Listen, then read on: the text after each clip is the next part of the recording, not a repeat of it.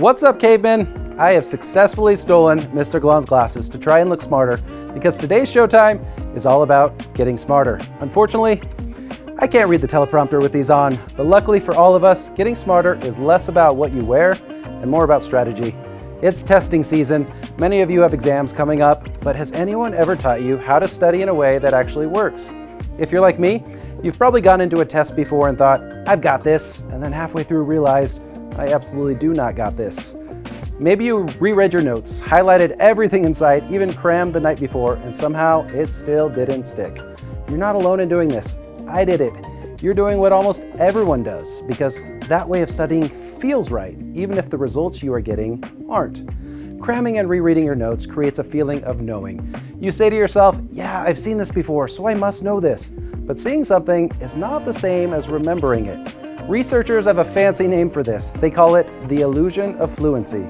In simple terms, the easier something feels while you're learning it, the less likely you are to remember it later. Yeah, kind of a scam, right? So if you've ever reread your notes 5 times and still blanked on the test, there's a reason. It's not an effort problem, it's a strategy problem. Let me tell you a quick story. Back in the 1800s, a guy decided to run experiments on himself. Not anything fun. I'm talking about sitting alone, memorizing random nonsense words like dax, bup, reb, or nub for months. Super exciting life. He probably got lots of dates.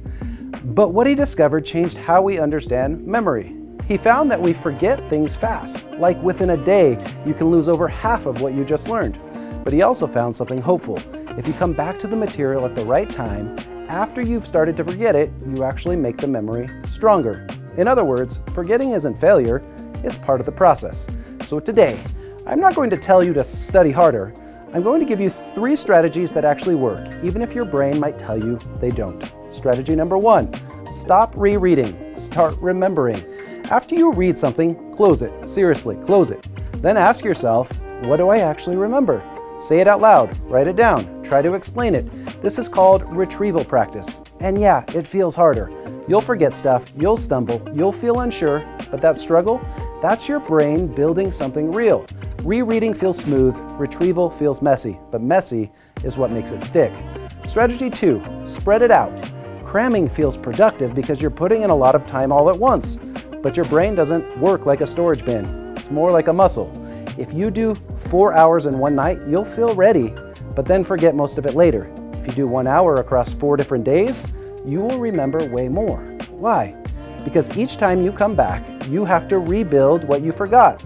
And that rebuilding is what strengthens the memory. So don't just study longer, study again and again. Strategy 3, mix it up. Most people study in blocks. They do one type of problem, then on to the next type, and then the next type after that.